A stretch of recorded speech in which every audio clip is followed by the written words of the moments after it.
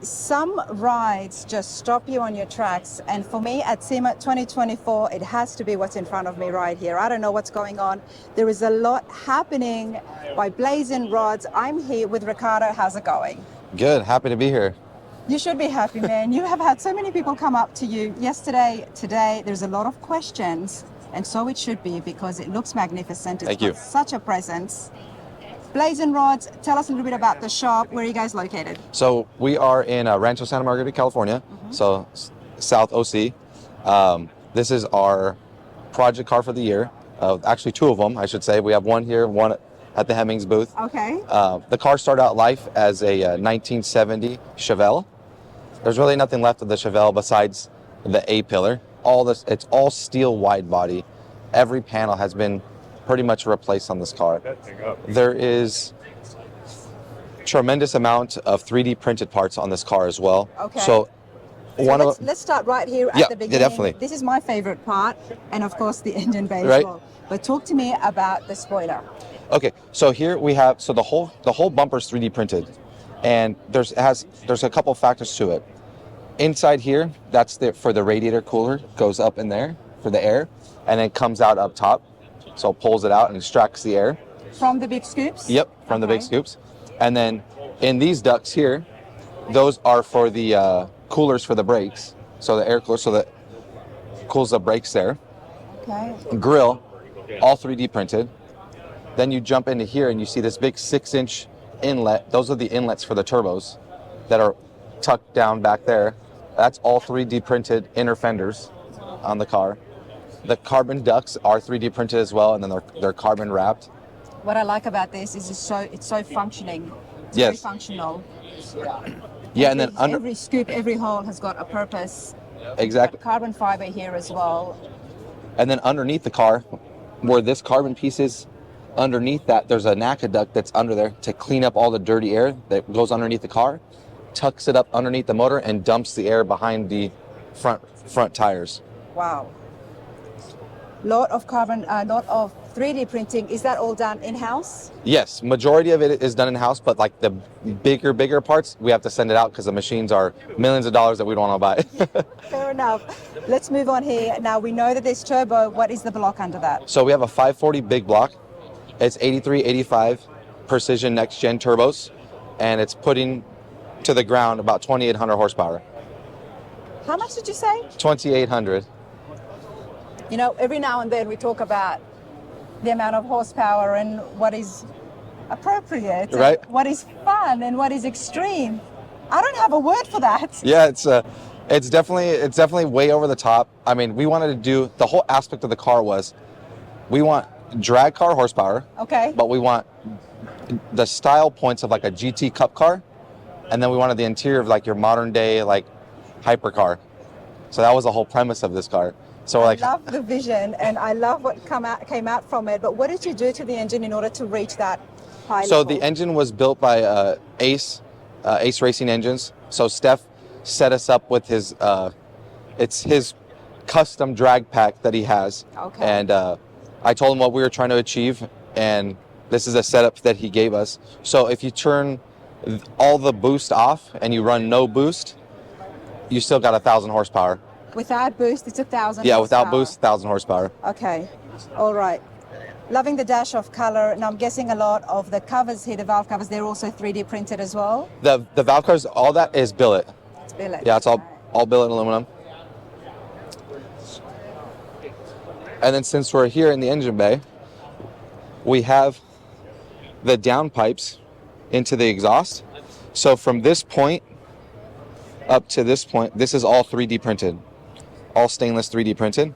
Wow.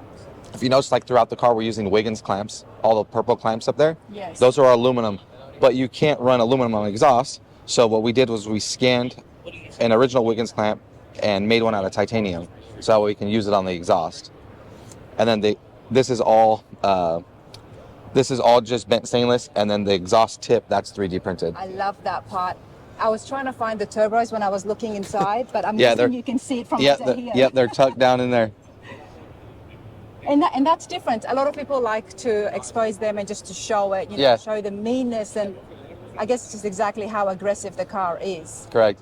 but this doesn't need it because already it's got so much thrown at you that you Right. don't need to show the turbos. You know, you walk past this, you know that there is a lot Yeah. happening here. Yeah, I mean, you look at it, you're like, oh, okay, yeah, cool, cool. Like, You're like, right, no, and then you're no, like, there's a lot. wait a minute, where does that go? And then you go underneath. So there's a lot of Easter eggs on the car to like look for. Love that. Now, one of the other things that did catch my eye is I thought this was the exhaust. Over here, you do have an outlet. Yeah, so that's the wastegate outlet there. Okay. And then that's the exhaust tip. That's 3D printed as well. Wow. So there would be sound coming from both? Yes, so when the wastegates are closed, you won't get a sound out of there, but when the wastegate opens up, you'll have. So basically, when you two-step this thing, you'll have a flame coming out of that hole. Oh my and that hole. What I would give to have this outside, everybody, just to get it turned on. Now, so you've got Kindig door handles. Yes. Very nice touch and finish. Before we get to the interiors, let's have a chat about the tires, the wheels. Now, I'm guessing this is on air rides, of course. It's actually on JRI coilovers with a hydraulic lift on them. Okay. Before the wheels, educate me, sir. What does that mean and how is that different to bags? So airbags, usually it's, you know, there's, for me personally, I don't, on a car like this, I wouldn't run airbags just because the performance wise of them. Mm-hmm. So this one runs a coilover like you would find on your, you know, your modern day sports car. And then what it has is a hydraulic cylinder on top. So that hydraulic cylinder will fill up and it'll lift the car 2.5 inches so you can get 2.5 inches ride height. Yeah, it'll lift it up and then helps you get into, you know, to driveways or, you know, onto trailers or whatever. Of course, and of course to lift that spoiler off the ground. So right now we have it sitting really low for the show. Mm-hmm. So we wanted, we wanted the stance to be really low. But normally the car will normally sit about 1.5 inches to 2 inches higher than this at ride height. Okay, there you This go. is like our show setup because, you know, it's nice to sit low because at the show if we had it sitting up, people would be like, why is it sitting so high? But I can understand it's an actual performing car. So it's a performing car. Yeah. We'll get more in that in a little bit. But before anything else, let's talk about the wheels. Tell me about the size. So it's a 20-inch wheel on rim on here. The tires are a 345. That's on here. The rims are compression wheels. That's our sister company. And usually you would find a 325 on the rear of a car, but that's what we're running on the front of this car. That's what I'm trying to figure out. Yeah. Okay, and what is the purpose behind it? Just wanted a nice wide meaty tire up front, you know, get you that cup car look. Mm-hmm. You know, just want to be different, want to be out of the box and, you know. Does that affect the drivability of the car? Often we always see the bigger tires in the back. So the tires that are on here, we have 2 sets. So this set is like, you know, the show set, this and that. We do have another set of tires that is like our track tire. Has a different offset and different width. Okay. Yeah. And the body lines, obviously, so much has been modified. Yes, so the car is wide body. What we did was to make it look more aggressive is normally your Chevelle, this is like the actual body line, right, of a 1970 Chevelle. So what we did was we tucked the fender inboard and then brought the top outboard so it gives you even a wider look than it. It's wide, it looks wider than it actually is. It does look wide. It's given that illusion, isn't it? Because you do have the certain parts going in. Yeah, and this piece here, this is all 3D printed. It's beautiful. It's been done so well. It's so appealing to the eye. Now let's have a look here. Talk to me about the back bumper before we go into the rear bumper, that's all 3D printed as well. And then you have on the bottom there's a diffuser underneath the car, but we're like, how do we have a diffuser but keep our trunk? So what we did was we started with a 3,000-pound chunk of billet aluminum, machined our diffuser into it, and then hollowed out the center, so now it's your fuel tank as well. Okay. Where did these ideas come from? I mean, when it came to making and doing the rendering, I guess, the engineering side of it, was it just one thing led to another, or was this very well planned out right from the beginning? You know, we knew we wanted to build, so like me and the team at Blazin Rodz, we were all sitting down, we're like, how do we got to come up with something crazy, right? What do we got to do to do this? So we were talking about the car, how we wanted to make it look like a GT car. And then it kind of started with the back of the car, which is funny. But we're like, how do we have a diffuser on the back of the car, but without putting the fuel tank in the trunk. Like we got to figure out a way to do that. And that's a whole one-piece diffuser you've got there as well. Yeah, it's all one piece. So this whole section from here to about here is one piece, and then there's two side pieces that bolt up top. Wow. This is why I like to get these interviews and get the details in there from the builders, because we can only see so much. And then we have, so there's like a few, there's a full like trunk that goes in here, but we are in the Dynamat booth, so we came up with a way to display the product for them. So we laser engraved some Dynamat foam. And it's lovely to see Jeremy Carlson again and his team yes. over at Avant-Garde, who did the interiors. So let's go inside and have a look. Yes. I do like the 3D printing and 3D scanning of interior that happens. Gives it such a beautiful finish. So for the interior, we have the interior is done by Avant-Garde, all 3D printed as well. The seats that are in here are the carbon seats out of a G80, so like a 2024 BMW M3. They just have a really crazy style point, so we thought it would fit perfect in here. Well, can we open the door and let's have a look?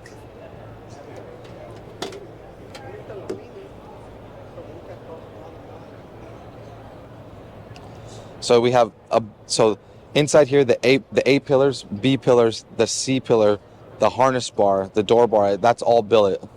So this is the A pillar right here, and it's all billet. Okay. And then if you look at the steering wheel is actually out of an Audi R8. Well, it's the perfect size for it, isn't it? Right. And it has a 6XDX sequential transmission in it. All the paddles are hooked up to it, so you get that modern sport car feel. The paddle shifters, yeah. This is just, it's so clean and neat. But this has been made to race, is what my understanding is. Beautiful interior right here, and we do have full roll cage, I'm guessing. Yes. So it's all tucked away up on the headliner. Jeremy and the guys at Avant-Garde did an awesome job on getting that all tucked away to make it look like a modern day car. You know, usually with the roll cages, they're not the most prettiest thing. Right. That's what we struggled with. We're like, we don't want just tubes in the car, right? It's very hard to clean it up and make it look, give it that show car feel. So that's when we came up with the idea of all these billet parts to replace that. And this is what we came up with. It's just, yeah, they're absolutely speechless. The work, the design, the creativity. You guys had a lot of fun on this. Yes. So how long was the build? We started the car October last year. So we are a year and a week into this car. A year. Does it work? It does run. It does run.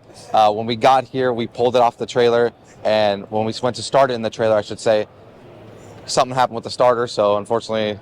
But that's okay, yeah. Because the fact that everything else is set. But it wouldn't be Sema without it. It wouldn't be Sema right? without it. There is so much work here. That's why, it's amazing. Yeah, and especially under, within the year, being able to complete this. Within the year. That's what, like having the new technology of 3D scanning and 3D printing. Yep. It just helps you so much, and your creativity can go so far with that. This is magnificent. Now, talk to me about what is the plans for this. Obviously, it's going to be shown a fair bit in 25. So what we're going to do is, so we actually built this car, and we have a TV show that just launched on Roku and YouTube on Monday. The whole purpose was to get this car here on the show for Sema. We're going to show it off. We're going to keep it clean for a bit, but the whole team is ready just to take this thing to the track and just start beating it up. Now, that's all exciting stuff, and we can't wait to see it, but everybody needs to appreciate it first before it gets beaten on the track. Talk to me about the TV show. Now, Blazin Rodz, before that, do you guys specialize in just this high performance custom cars, or? So we wanted to build this car to show how far you can take it. Okay. Right? Because it's really hard to talk a client into wanting to build something this crazy without ever seeing one done. That's true. So we're like, let's just do it. Let's build it to the nines, get it as perfect as we can, and have a display push piece. the limits. 'Cause, Push I the mean, limits on clients it. can come and they can just choose to have Right. a certain part of this. Correct. Love the marketing tool. Now tell me about the TV show. So the TV show, it aired on Roku on Monday. You could find it there. You could also find it on YouTube. It's on there as well. The show is based on the start of Blazin Rodz, the mission behind Blazin Rodz, and what it takes to be here. Okay. So that's the show we have. Well, So I'm sure people at home would absolutely appreciate that. This is brilliant, and I'm excited that I got to see it, and I do appreciate Definitely. you telling me all about what you've done, and there is so much here. yeah, I mean, there's so much detail. Like you Last can spend. question. Yes. Tell me about the suspension.